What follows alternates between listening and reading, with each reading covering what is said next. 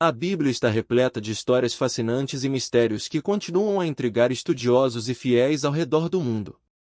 Entre esses enigmas, destacam-se 3 homens que desafiaram a morte de maneira extraordinária. No vídeo de hoje, vamos explorar a vida e os feitos desses 3 personagens bíblicos que nunca experimentaram a morte. Prepare-se para conhecer as histórias de Elias, Enoque e Melquisedeque, e descobrir como suas vidas continuam a inspirar a fé e a reflexão teológica. Elias, um dos mais notáveis profetas do Antigo Testamento, surgiu durante um período de grande escuridão espiritual em Israel.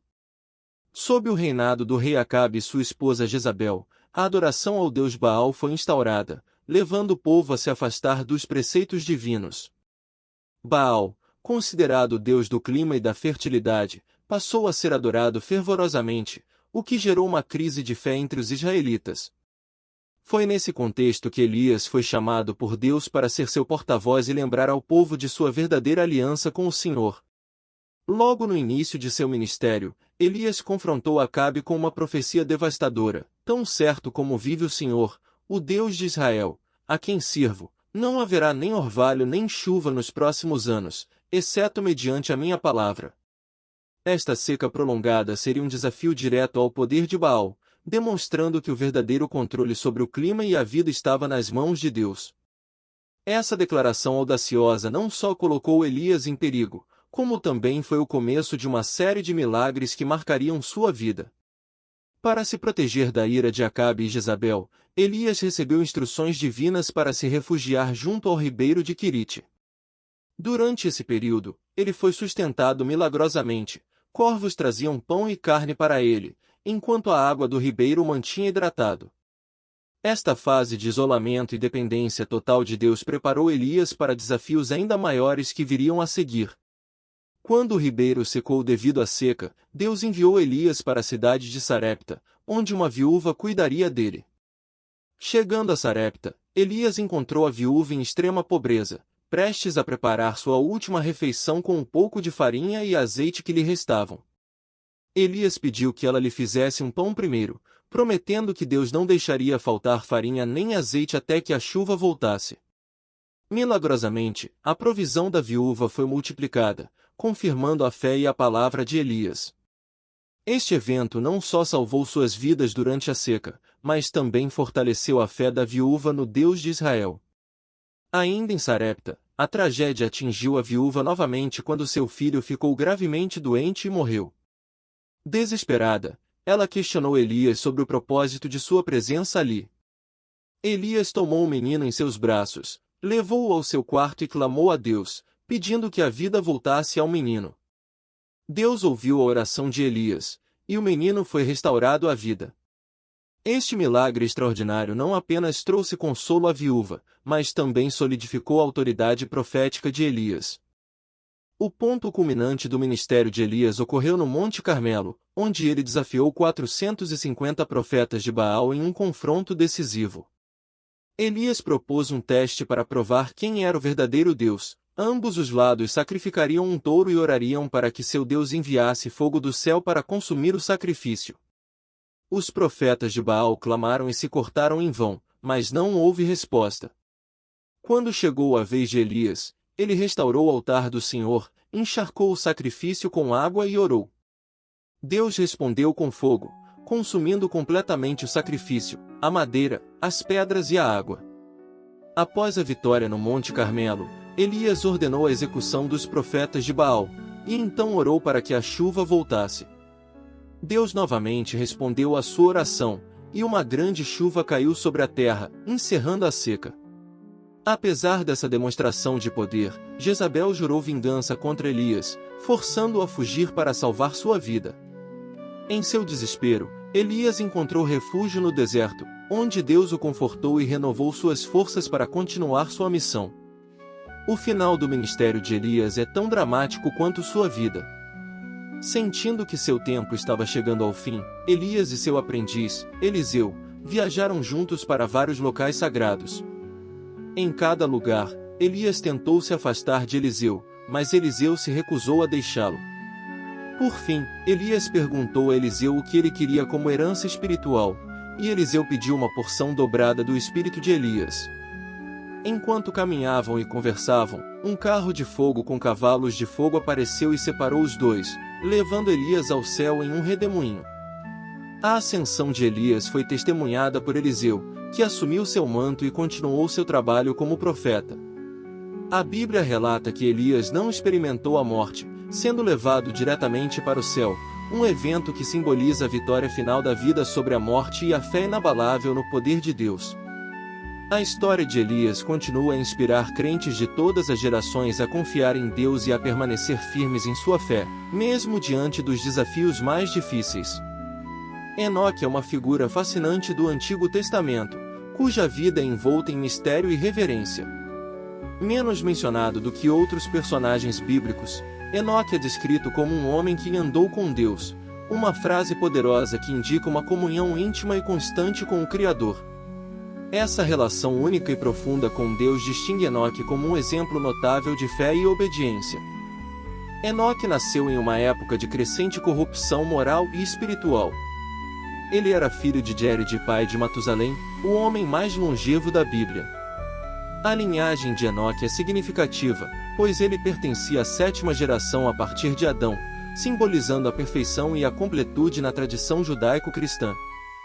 Desde cedo, Enoque demonstrou uma vida marcada pela devoção a Deus, contrastando com a decadência de seus contemporâneos. Aos 65 anos, Enoque se tornou pai de Matusalém. Este evento parece ter sido um ponto de virada em sua vida espiritual, pois a Bíblia menciona que, após o nascimento de Matusalém, Enoque andou com Deus por 300 anos. Durante esse período, ele teve outros filhos e filhas, mas, acima de tudo, ele manteve uma comunhão habitual e ininterrupta com Deus. Sua vida de fé constante foi um testemunho silencioso, porém poderoso, para aqueles ao seu redor.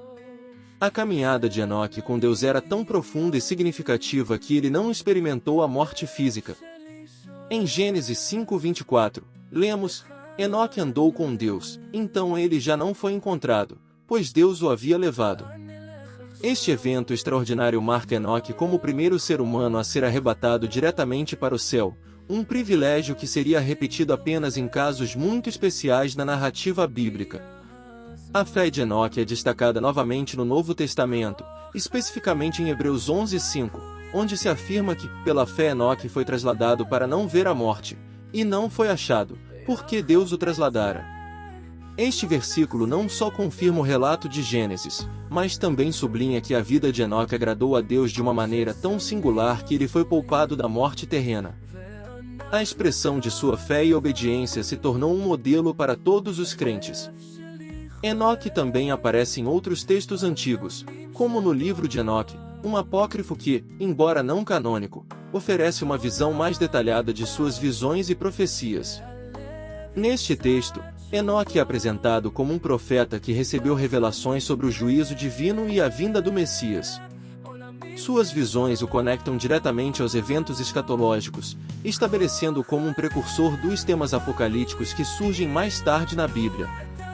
A vida e o arrebatamento de Enoque são usados frequentemente como símbolos de esperança e promessa para os fiéis. Sua experiência sugere que uma vida de comunhão íntima com Deus é recompensada, não apenas espiritualmente, mas também de maneiras tangíveis e miraculosas.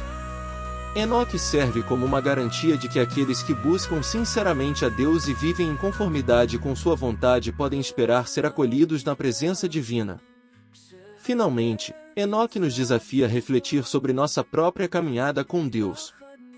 Sua história nos convida a cultivar uma vida de fé inabalável, marcada pela obediência e devoção constantes. Ao fazer isso, podemos aspirar a uma comunhão tão profunda e significativa com Deus que, como Enoque, sejamos lembrados como pessoas que agradaram ao Senhor e viveram para sua glória.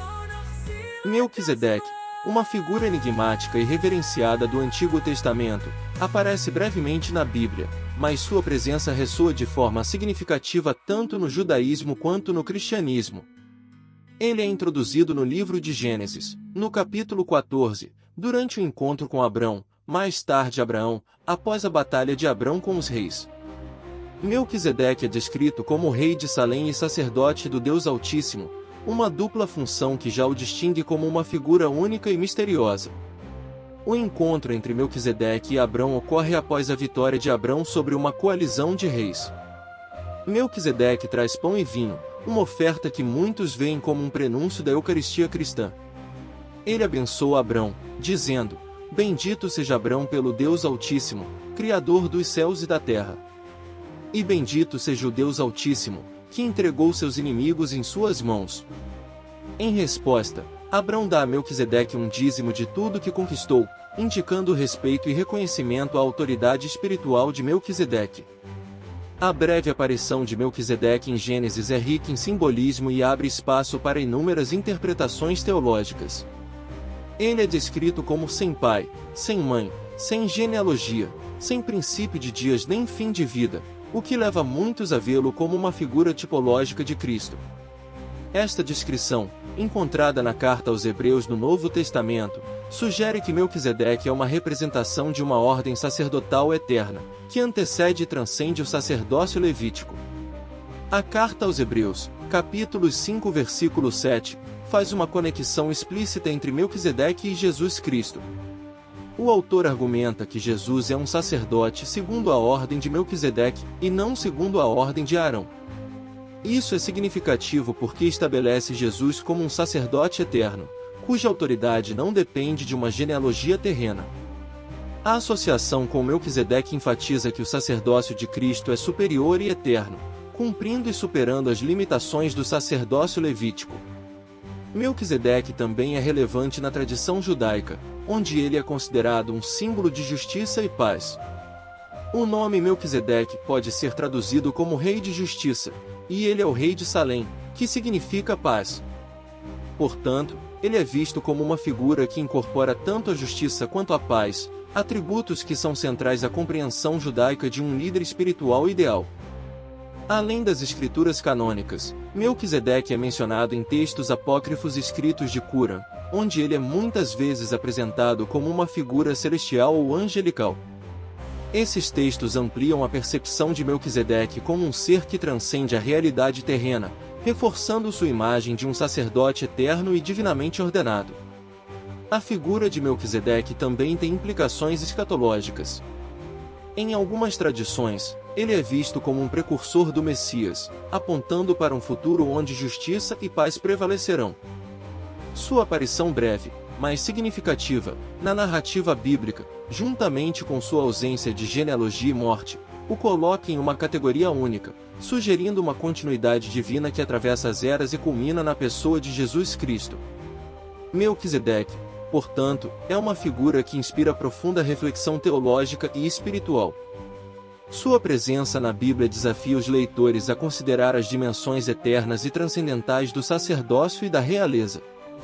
Ele representa uma conexão entre o humano e o divino, a temporalidade e a eternidade, oferecendo uma visão de um reino onde a justiça e a paz são perfeitamente realizadas.